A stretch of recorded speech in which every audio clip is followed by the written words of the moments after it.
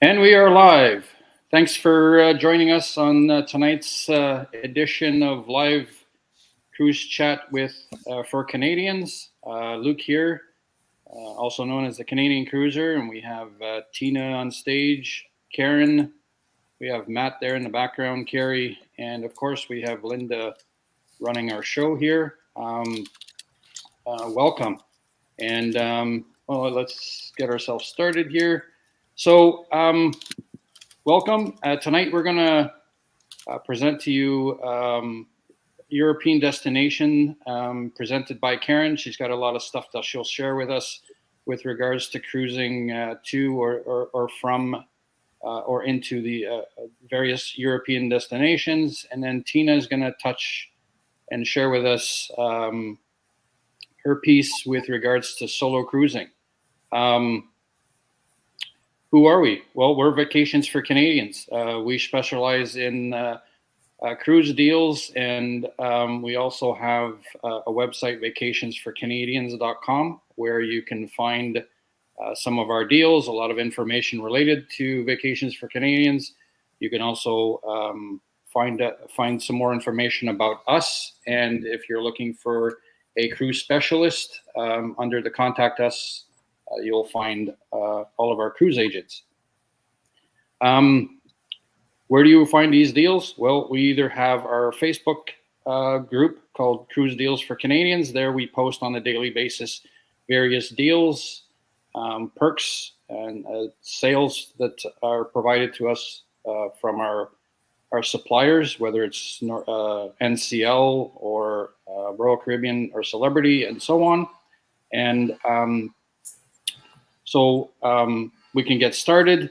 And what I'm going to do, actually here, if you have any questions throughout the presentation, please feel free to list them in the comments, and we'll review those at the end.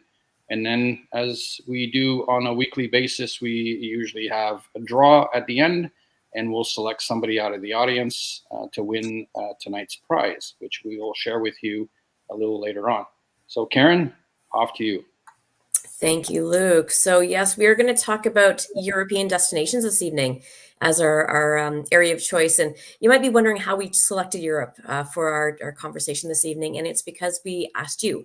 And we asked a random poll to find out where you're most interested in learning a little bit more about. And Europe was our destination of choice for this evening. So I'm excited to share my experience with you. We've got lots of experience in the room as well who have cruised Europe many, many times. And happy to share with you some pointers, some tips along the way, some ways of deciding where your best area in Europe might be to sail, and chat through all of that this evening. So thank you for joining.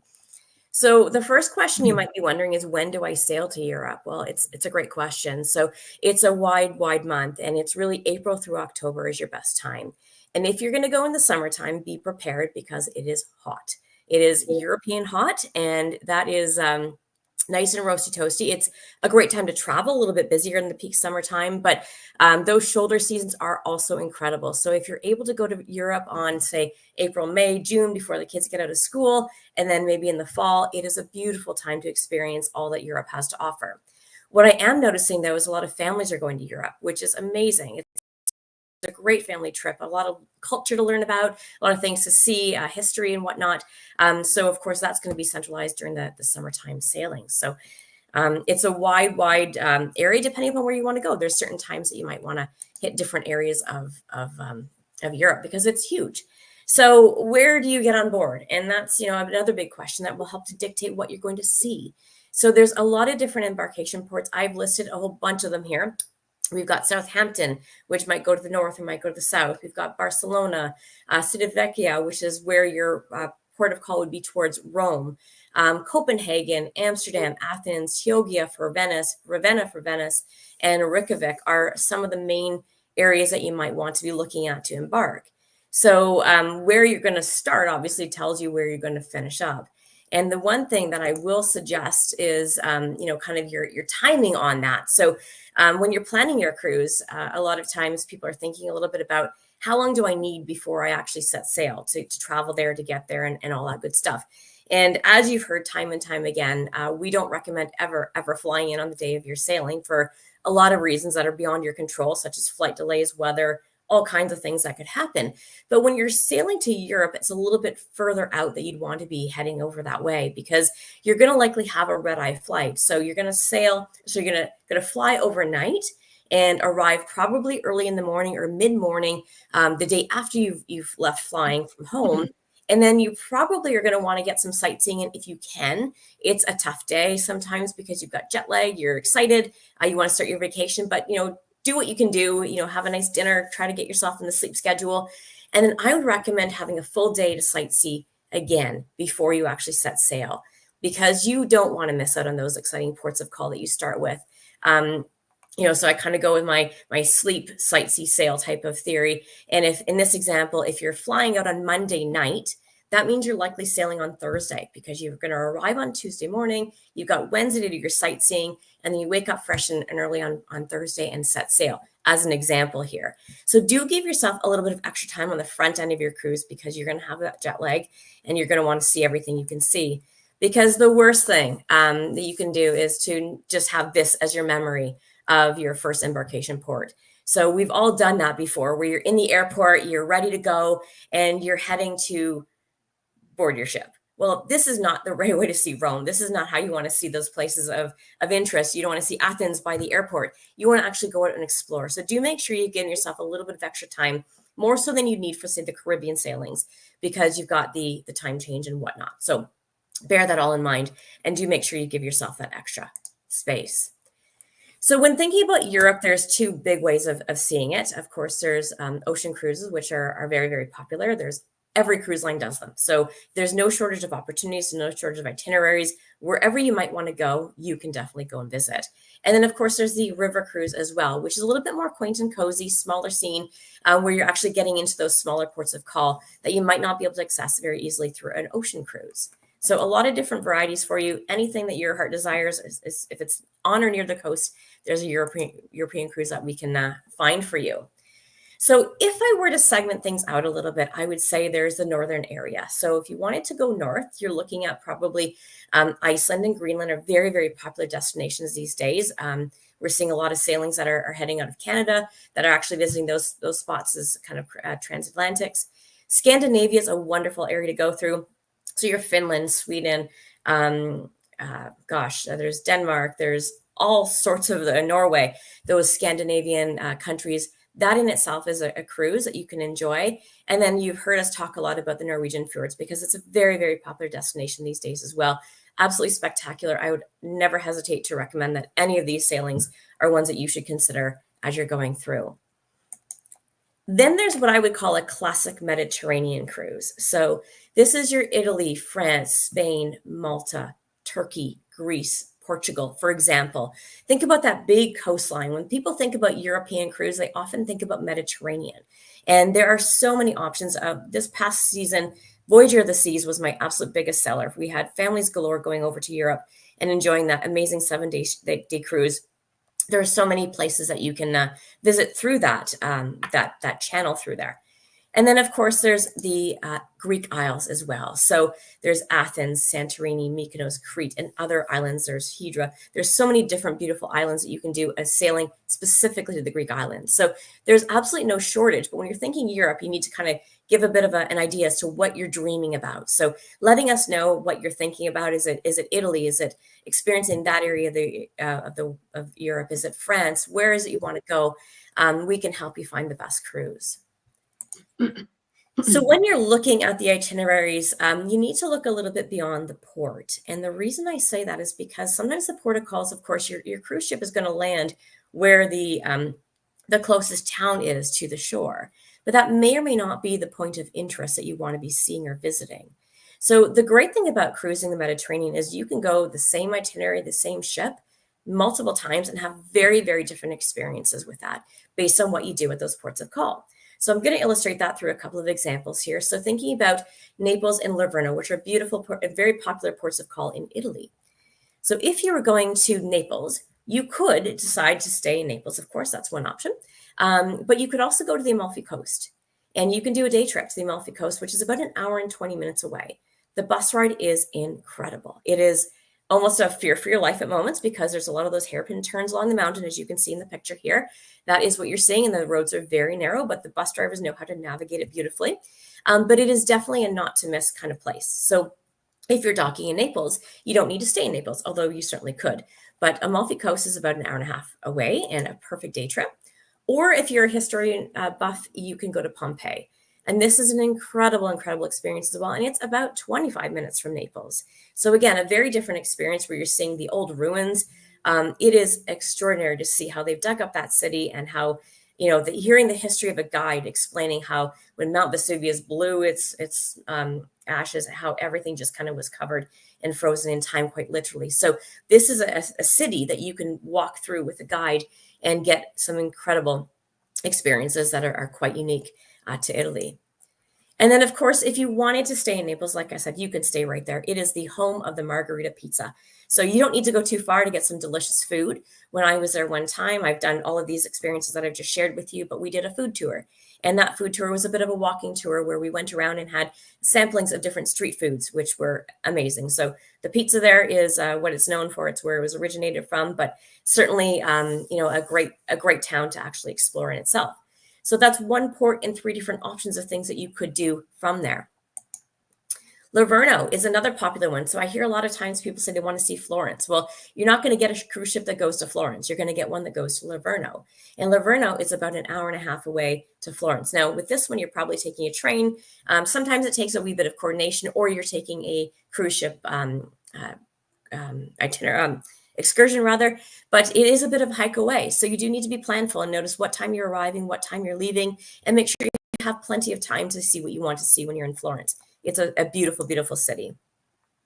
Or if you wanted to go to Pisa, you're heading in a different direction now. So it is not impossible to do both at one day, but it's a little bit of a stretch unless you've got a really long port of call day.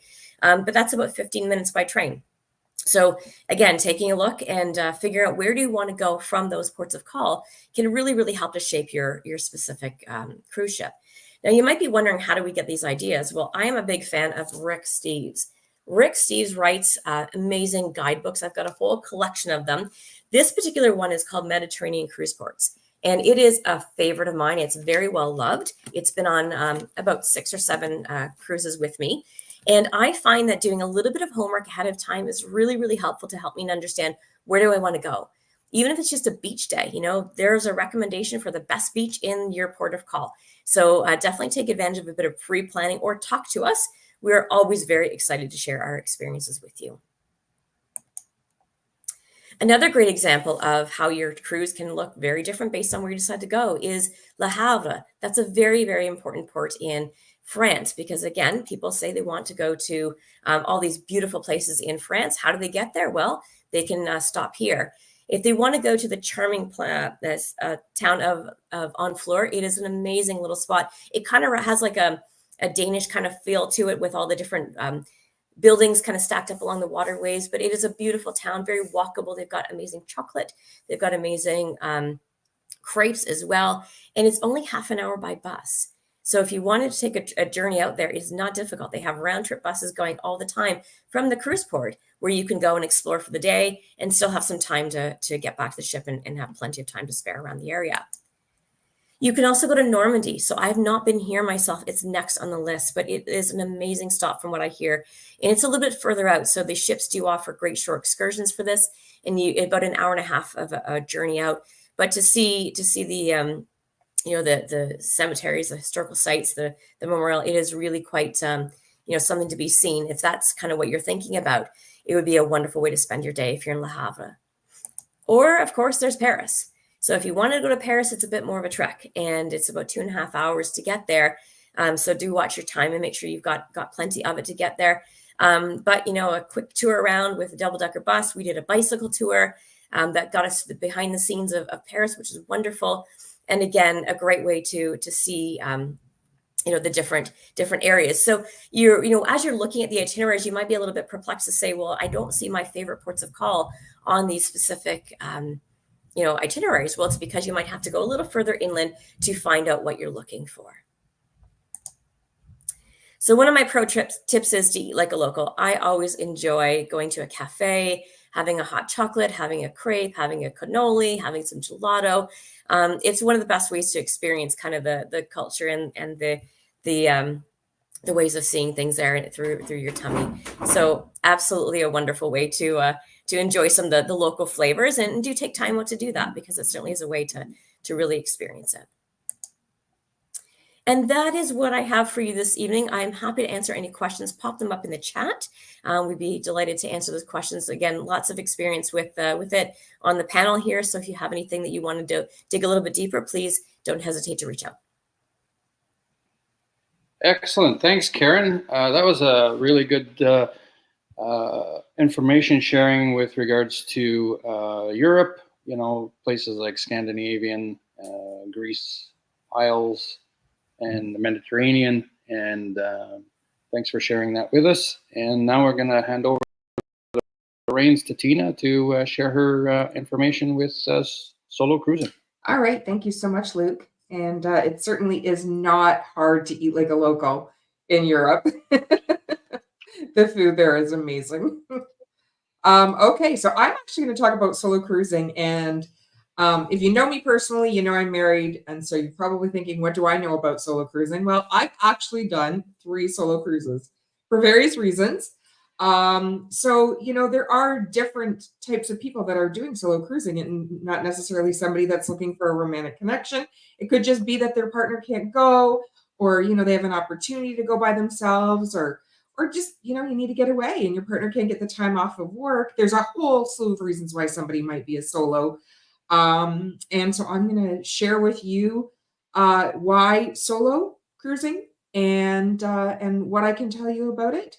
So basically, some of the things that I was thinking about is what is so good about solo cruising. So one of the things that I love about it is, you're on your own terms. So if you don't, want to go back to the ship at 4 p.m., you can, and the ship's not leaving for a few more hours, and that's your choice. You can stay out and go out for a meal. Maybe you don't want to get off that day. Maybe you just want to stay at the pool all day. Well, again, that's your choice because it's on your terms. You're the captain of your journey. You get to make all the decisions. And also, too, many of the cruise lines, and when I was looking in this today, I was surprised at actually how many cruise lines do offer great things for solo cruisers. There are a ton of activities designed for solo cruisers. It's really gaining popularity.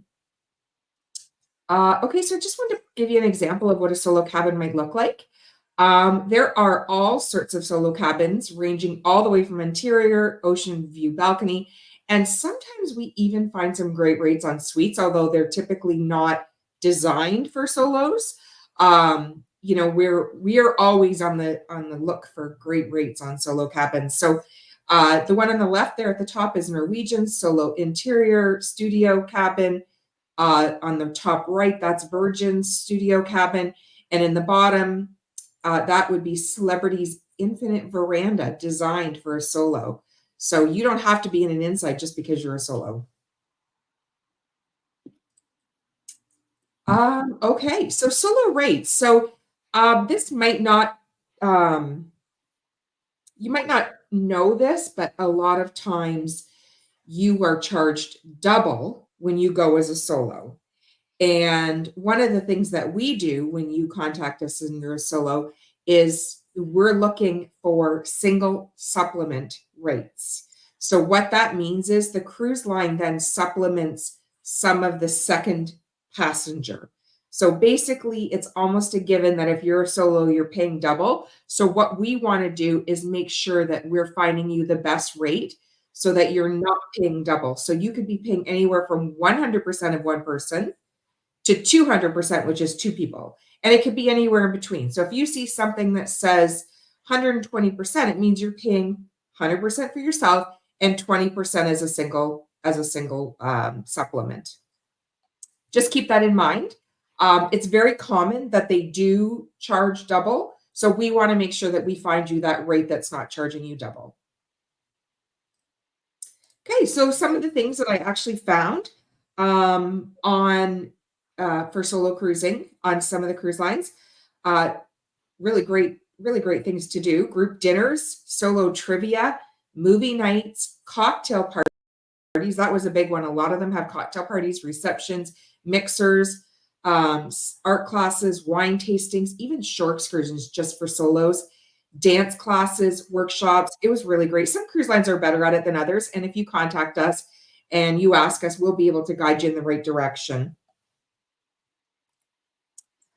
This one I found was very interesting. Norwegian is the only one that I could find that actually has a private lounge that's just for solo passengers.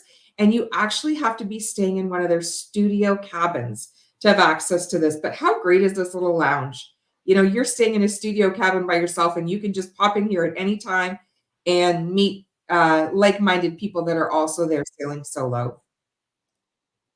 Okay, so we have a relationship with a company called Singles Cruise, and they do groups of singles.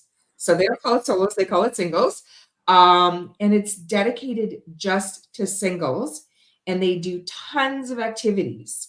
And it's optional, so you don't have to do all the activities. I saw some of the itineraries, they're crazy. Stuff all day long, but if you just want to do one thing a day, that's also fine.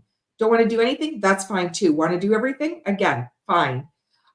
They say their average is between 100 and 400 passengers per cruise. And sometimes they have specific cruises. I've seen them where they've done a Super Bowl cruise. You know, they've done, you know, they might do a 20-something cruise. So, you know, it's only 20-somethings, you know, or, you know, 40-somethings. I think they said their average age is between about 30 to 55, but that they often get outside of that range too, so it really doesn't matter. And you know, you get to pick what you want to do and what how much you want to participate. So reasons for solo cruising. So the good thing about solo cruising, and it's not even on this list, but I'm going to state it right off the bat, is safety. So one of the things I love about cruising is you're going back to the safety of the ship at the end of the day. If you're staying in town and you're trying to get to your hotel and it's 10 p.m., you know, and you're lost in the city, that's not a safe environment for someone to be in by themselves. And, you know, going back to your ship, having a transfer back to your ship, having the ship there right at the dock. So, you know, everybody is safe and getting on the ship and having the safety of your cabin, I just think makes a ton of sense for solo travel. Also, hassle-free planning. We all know you book the cruise and then you can just book everything right through the cruise ship. So you can book all your excursions, your transportation, everything right through that cruise. And it tends to be pretty seamless. Lots of social opportunities. So for those of you that cruise, often know that cruisers are the friendliest people in the world. I can't tell you a cruise that I've ever been on that I didn't meet somebody right off the bat, first day, sit down at the bar and start talking to the person next to me. People are just amazing on cruises, and I have made some really terrific lifelong friends on cruises. There's also a lot of opportunities. Like I said, there's certain cruise lines that really do this better than others, like NCL, Royal Caribbean, Virgin come to mind. They all have great solo programs for meetups. So, you know, you can, it's kind of like how the teens do their meetups too, right? They have it for solo cruises as well. So you can go and meet some people, and then maybe you can just get together with them later and not even need to do the social opportunities. Another reason for solo cruising is the varied destinations. I mean, this is just a great reason for cruising in general, is it allows you to see so many destinations in one cruise. And value for money. Again, let us help you. We can find those reduced single supplements and help you get all set up for your cruise. Okay. So that is all I have. I just jotted down some cruise lines that in my research today found that they have specific solo cabins, and this list is not exhaustive, but these are some of the ones that I did find. Oceania, the newer ships have solo cabins. NCL, Virgin, Celebrity, Cunard, if you want a bit of a luxury, Royal Caribbean, and then some of the river cruise lines that have those solo cabins, Emerald Waterways and Uniworld. So those are fantastic. Those rooms are set up for solos, and so likely they're going to have great solo rates on them. And then some of the companies that are advertising that they have single supplement rates. So that could be, again, anywhere between 100 to say 150%, or even lower for your solo rates. NCL, Royal Caribbean, Holland America, Explora, Celebrity Princess, Silver Sea. And then again, with the river cruising, I found Talk and Ama Waterways both have single supplements. So again, there's usually a list that we can get you to show you what the cruises that have those reduced single supplements. And then we can go from there and start getting you some quotes so that we can get you on that cruise. So, onward and forward with the solo cruising. It's a lot of fun. Excellent. Thanks, Tina, for sharing your information related to solo cruising. Maybe something I should consider at some point as well, because usually my wife comes with me, as to your point that you've done at least 3 so far. And so far we have, maybe we'll dive into some questions here. So let's start off with our first one. From Eleanor, do certain cruise lines have better options for single supplement cabins? Absolutely. And that's what I'm saying exactly. Give us a call, give us an email, or if you have an agent already, contact them directly. They will be able to point you in the right direction. Sometimes it's a matter of a sale, or sometimes some cruise lines just always have those single supplement cruises that they list for us, and we can go and check that list out and get you a great rate on that. Excellent. Thanks, Tina. All right, on to our next question here. We have one from Erica. Can you list the book you had referred before for Europe? I guess this is to Karen. Yeah. So that is, it's the Rick Steves series. So this particular one is Mediterranean cruise ports, and I'll message that in our chat there so you have it. Maybe you can see it there. But he has, he's a travel writer, and he has specific ones to countries as well. So Italy, there's, we've got Spain. He's got all of them. I've got the whole collection, and he's got videos and online presence as well. So if you're interested in doing some research that way, just Google Rick Steves, and you'll find all kinds of great information there. But I'll message that out as well. Excellent. Thanks, Karen. Anybody have any additional questions before we move on to our next topic tonight? Or not topic, but I guess we have a draw. No, I guess that's it. I had a question maybe for Tina. Maybe this will help those that want to travel solo. So I'm looking for a solo deal. What is the best way to try to find a solo deal? Given all the options that are out there. Any tricks or tips that you may have to try to find a deal? Well, the first thing I would do is, narrow down what type of cruising you want to do, because that's going to help us. So, I know, Luke, that you love your Royal Caribbean. So we would first look there. I know Royal Caribbean, they have a list of solo rates that we can tap into. So we don't have to go look cruise by cruise to find out what the price is. We can just go pull that list up. And so if anybody's out there and they want help with that, we can absolutely help them find that rate.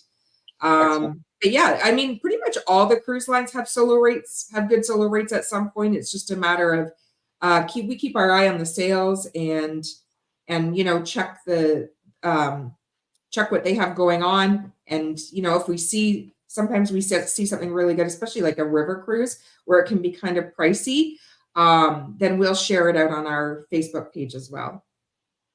Excellent. Thanks, Tina.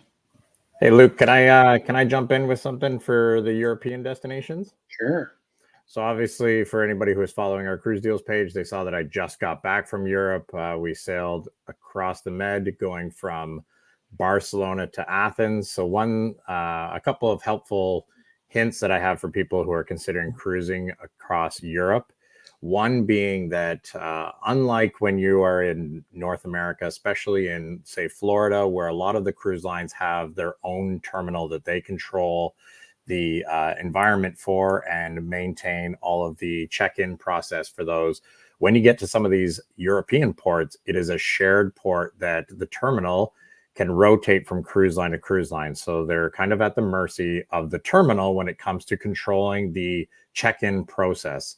So you want to give yourself extra time to check in. So you want to get there a little ahead of schedule for your check-in time, as there may be delays in your check-in. So you want to give yourself that extra time for check-in. Another thing that is a very helpful hint, traveling across Europe with my wife, was that there is a whole different environment when it comes to the washrooms that are across Europe.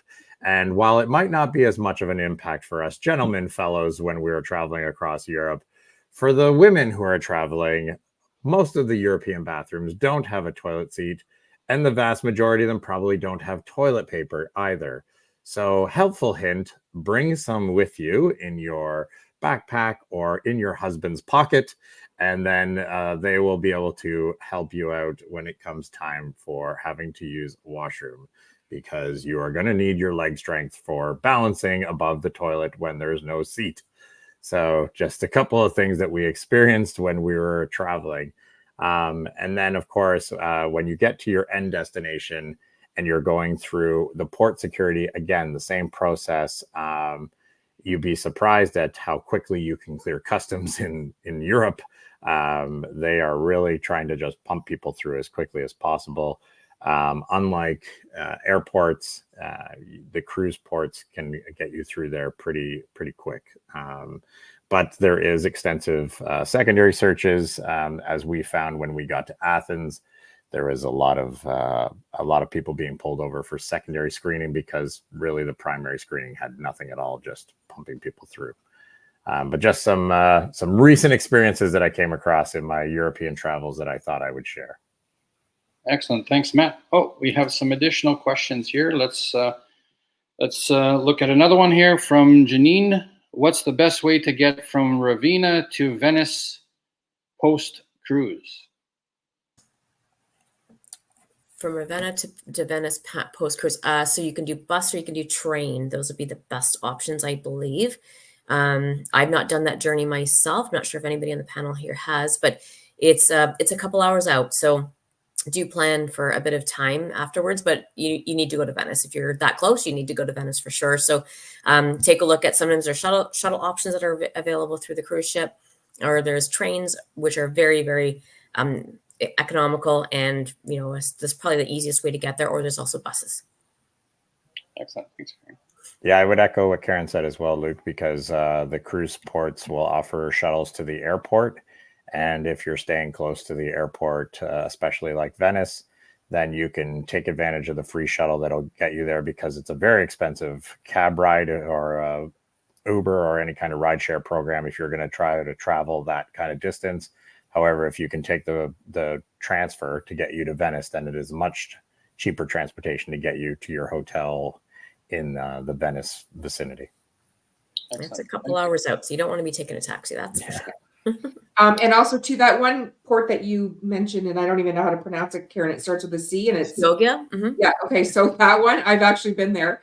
Yes. And there's no taxis, so you are at the beck and call. So it is good to understand what port you're at too, and how you're going to get to Venice.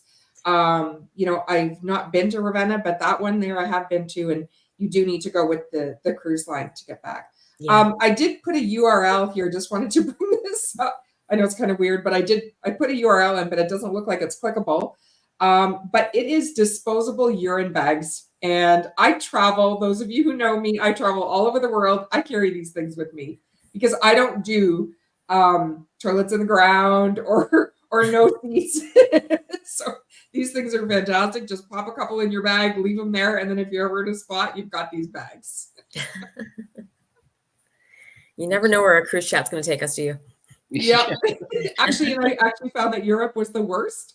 And I have been to Southeast Asia and Africa, and I found that Europe had the worst bathrooms of all the places that I've been. Yeah, excellent. Thanks. All right, we have another question here from Ange.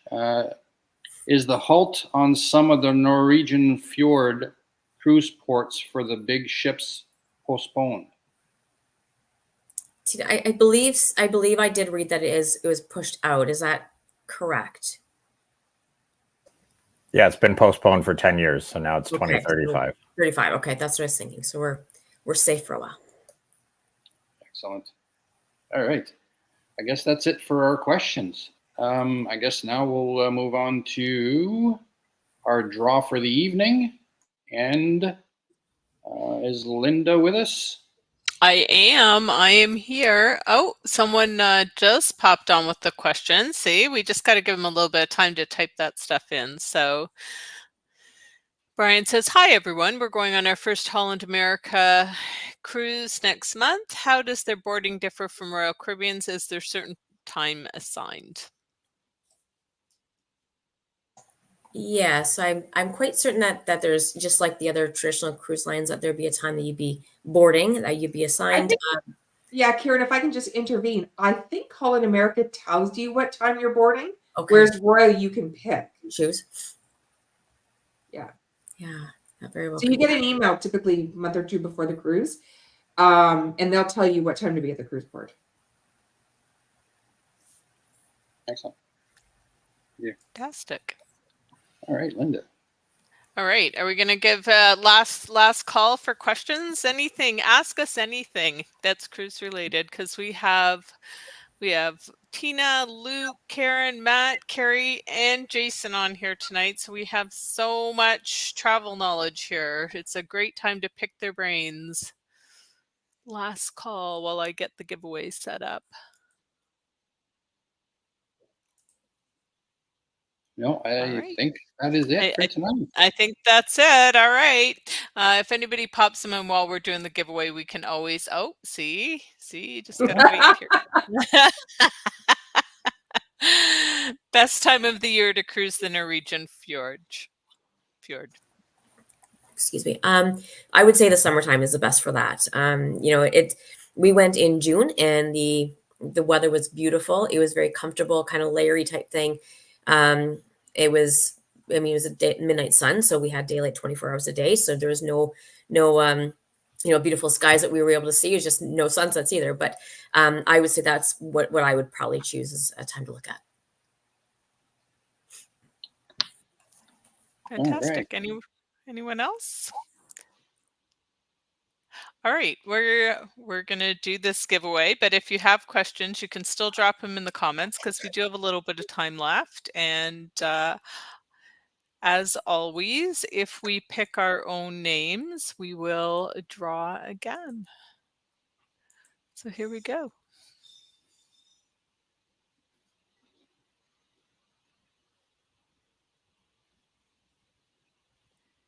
Hey, Brian, congratulations. Brian's on a roll. Congratulations, Brian. Do we know what our prize is for tonight? Because I don't think we actually shared. Oh, you know what? I am so sorry. I've been trying to stay off camera because I've had a bit of... And I have to start my camera. So this is our prize. He wants you to draw again. He wants me to draw again. Aw, okay. Well, he's a very lucky person. Maybe he'll change his mind when he sees this cute little... Maybe. It's a wireless mini speaker. It's really awesome. All right. Great for cruises. Great for cruises. All right, Brian, last chance to say you want that mini speaker. All right. I'm gonna draw again then.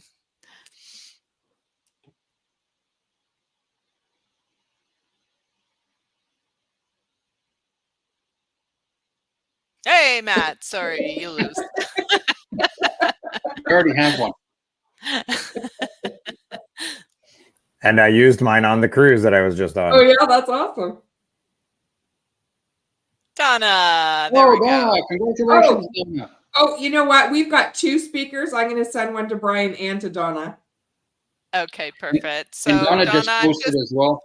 Sorry, Donna just posted as well that the Rick Steves book is also available on the Kindle book. Perfect. Very transportable. Yes. Mm-hmm. Okay, so Donna, I just put my email address into the chat. If you can send me your information, and then we can get your prize out to you. Excellent. Well, if nobody has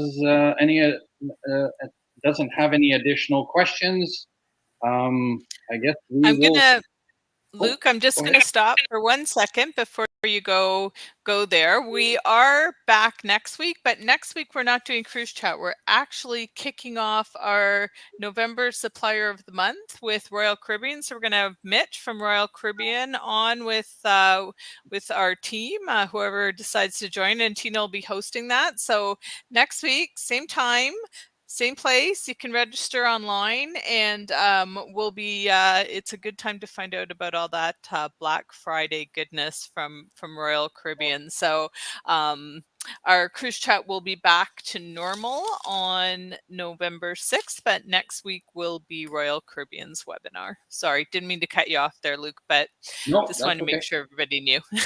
Yes, I so look forward to hearing Mitch next week on the whole Royal Caribbean stuff, and Royal Caribbean being the supplier of the month for November. So, And Black Friday, Royal Caribbean does Black Friday right. And thankfully we secured them for November because we knew we know how Royal Caribbean is during Black Friday. It's a great time to book. excellent.